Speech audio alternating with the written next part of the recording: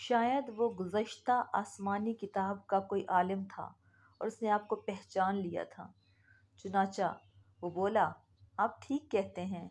اس کے بعد اس نے میسرا سے علیحدگی میں ملاقات کی اور کہنے لگا، میسرا، یہ نبی ہیں۔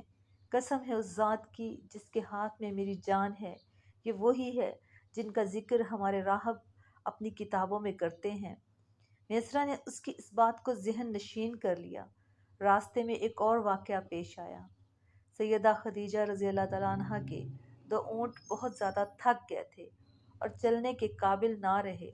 ان کی وجہ سے میسرا قافلے کے پیچھے رہ گیا۔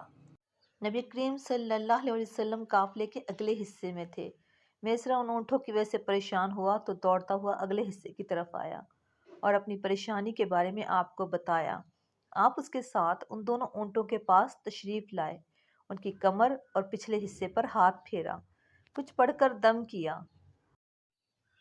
آپ کا ایسا کرنا تھا کہ اونٹ اسی وقت ٹھیک ہو گئے اور اس قدر تیز چلے کہ قافلے کے اگلے حصے میں پہنچ گئے۔ اب وہ منہ سے آوازیں نکال رہے تھے اور چلنے میں جوش و خروش کا اظہار کر رہے تھے۔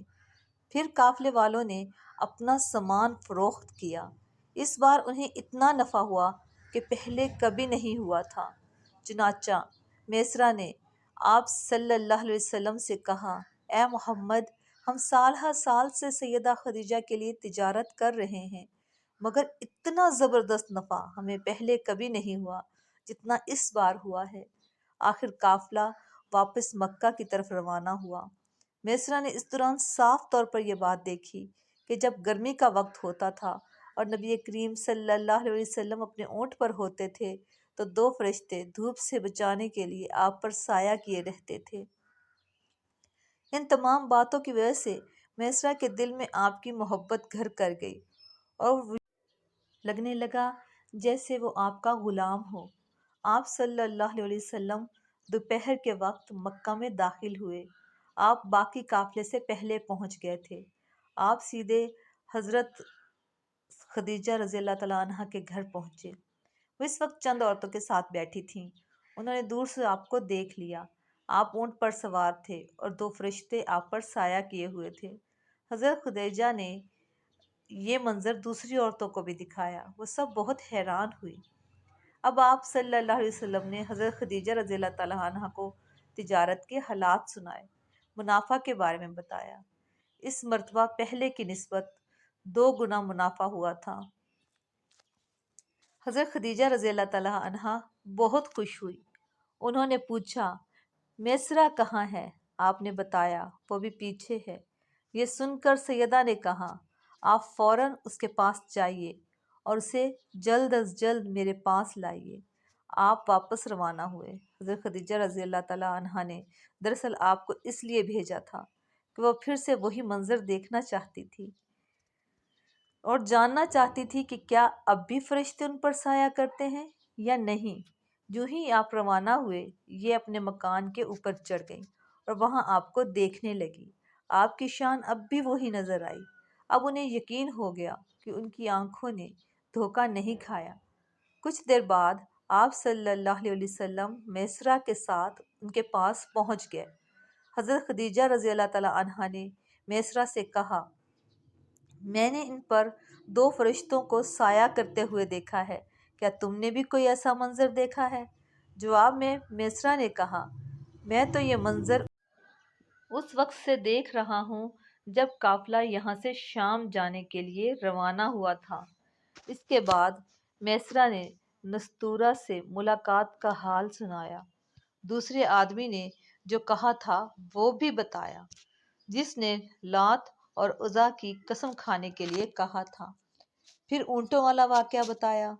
یہ تمام باتیں سننے کے بعد سیدہ خدیجہ رضی اللہ تعالیٰ عنہا نے آپ کو طے شدہ اجرت سے دگنا دی، جبکہ طے شدہ اجرت پہلے ہی دوسرے لوگوں کی نسبت 2 گنا تھی۔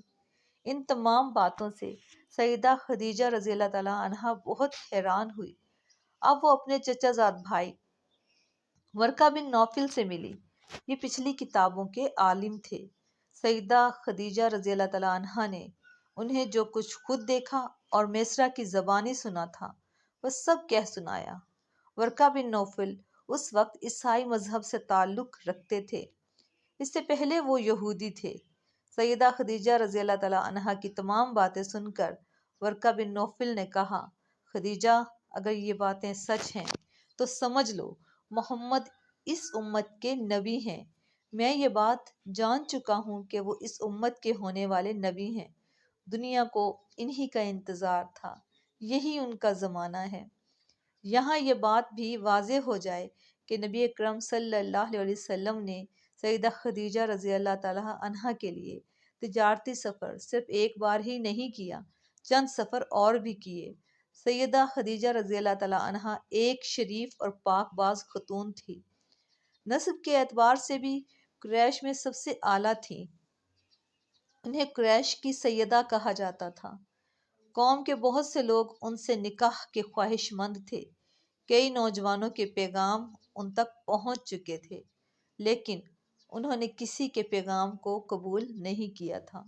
نبی اکرم صلی اللہ علیہ وسلم تجارت کے سفر سے واپس آئے تو آپ صلی اللہ علیہ وسلم کی خصوصیات دیکھ کر اور آپ کی باتیں سن کر وہ آپ صلی اللہ علیہ وسلم سے بہت زیادہ متاثر ہو چکی تھیں، لہٰذا انہوں نے ایک خاتون نفیسہ بنت منیہ کو آپ کی خدمت میں بھیجا۔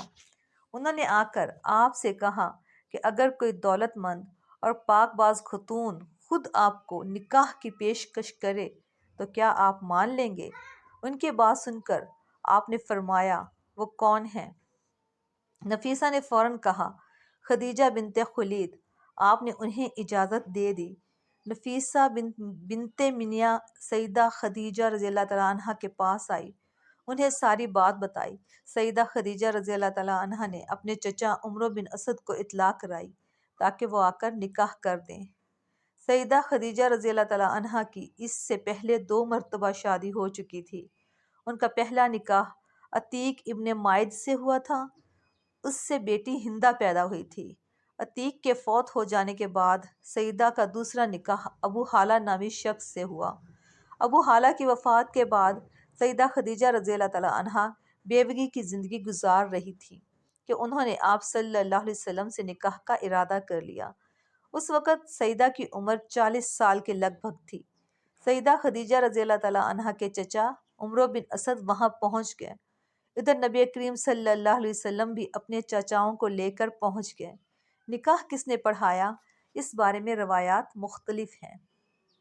ایک روایت یہ ہے کہ یہ نکاح چچا ابو طالب نے پڑھایا تھا، اور مہر کی رقم کے بارے میں بھی روایات مختلف ہیں۔ ایک روایت یہ ہے کہ مہر کی رقم 12 اوقیہ کے قریب تھی۔ دوسری روایت یہ ہے کہ آپ صلی اللہ علیہ وسلم نے مہر میں 20 جوان اونٹنیاں دی۔ نکاح کے بعد نبی کریم صلی اللہ علیہ وسلم نے ولیمے کی دعوت کی۔